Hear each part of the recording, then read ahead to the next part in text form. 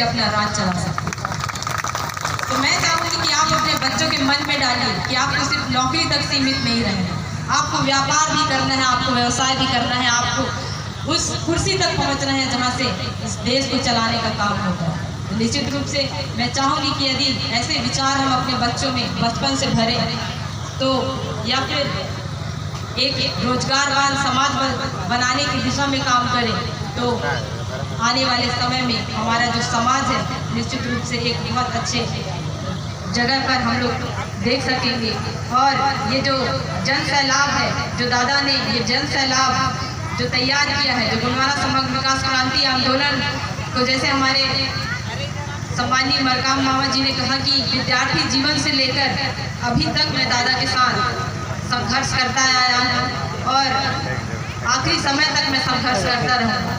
तो वो विचार आपको और हम सबको अपने मन में अपने अंतरात्मा में वो विचार डालना पड़ेगा, क्योंकि आपको ये लड़ाई सिर्फ आज अपने लिए नहीं लड़नी, ये लड़ाई लड़नी है आपको आने वाली पीढ़ी के लिए। और यदि हम आने वाली पीढ़ी के लिए लड़ाई नहीं लड़ सके तो आप अनुमान लगाइए कि आज अगर हम इस परिस्थिति में हैं तो आने वाले समय में हमारी आने वाली पीढ़ी किन परिस्थितियों का सामना करेगी।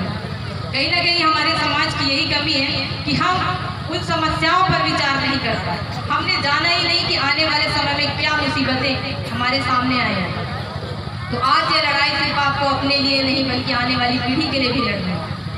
मैं अपनी बात को संक्षिप्त में रखते हुए मैं यही कहना चाहूँगी कि दादा ने हमेशा प्रकृति को हमेशा ऊपर रखा। दादाजी कहते थे कि बेटा आप कितना भी पैसा कमा लो लेकिन आप बिना अनाज के जीवित नहीं रह सकते, या रह सकते हैं आप लोग बिना अनाज के जीवित। और दादाजी ने जितनी सारी बातें बताई वो कहीं ना कहीं वो हम लोगों को देखने को मिले। दादाजी बहुत पहले से कहते आए कि आप बिना अनाज के जीवित नहीं रह सकते, और कोरोना काल में साबित हो गया कि व्यक्ति बिना अनाज के जीवित नहीं रह सकता है।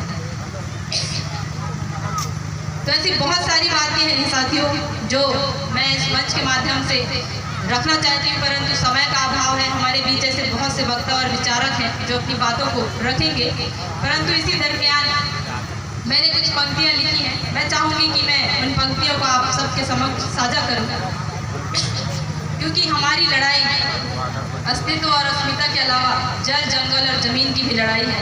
तो इस जल, जंगल और ज़मीन की लड़ाई में कभी हम लोगों को नक्सलाइट कह दिया जाता है, कभी हम लोगों को आतंकवादी कह दिया जाता है, क्योंकि गोंडवाना आंदोलन किसी व्यक्ति या किसी समुदाय के खिलाफ नहीं है।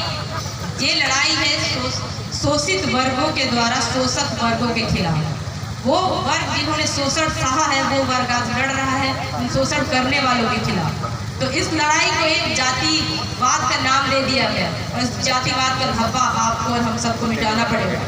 और इस आंदोलन को कहीं ना कहीं असफल बनाने के लिए एक षड्यंत्र है। तो हमारी जो लड़ाई है जल, जंगल, जमीन, अस्तित्व और अस्मिता की लड़ाई, इस पर मेरी कुछ पंक्तियाँ हैं। उसके बाद मैं अपने वक्तव्य को यहीं पर समाप्त करना चाहूँगा। जल, जंगल, जमीन का सेवक इस धरती का मैं वासी हूँ। जल, जंगल, जमीन का सेवक इस धरती का मैं वासी हूँ। सरकारी कागजों पर लिखा वनवासी नहीं, मैं इस देश का मूलवासी हूँ, मैं इस देश का मूलवासी हूँ।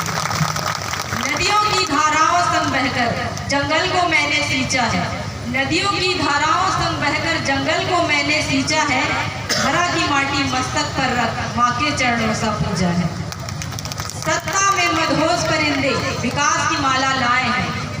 सत्ता के मदहोश परिंदे विकास की माला लाए हैं और फरेब का चोला पहन ओढ़कर खदान खोजने आए।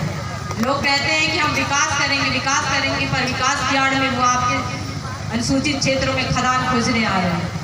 असभ्य अशिक्षित अधनंगा कह तुमने, असभ्य अशिक्षित अधनंगा कह तुमने, ना जाने कितने हिस्सों में बांटा है, पर बिना भेद के कोख में अपनी प्रकृति ने मुझे पाला है।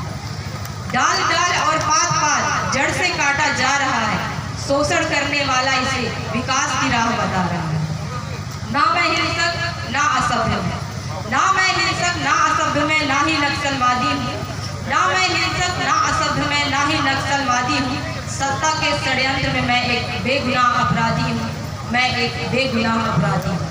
जल, जंगल, जमीन का सेवक इस धरती का मैं खाली कागजों पर लिखा वनवासी नहीं, मैं इस देश का मूलवासी हूँ, मैं इस देश का मूलवासी। आप सभी मातृ पितृशक्तियों को पुनः मेरा सादर सेवा जोहार है। और मेरे वक्तव्य के दौरान यदि कोई त्रुटि हुई हो तो उसके लिए मैं आप सभी से क्षमा प्रार्थना। जय सेवा, जय जोहार, जय भारत। बना के रहेंगे गुणवाना, चला के रहेंगे गुणवाना गणतंत्र।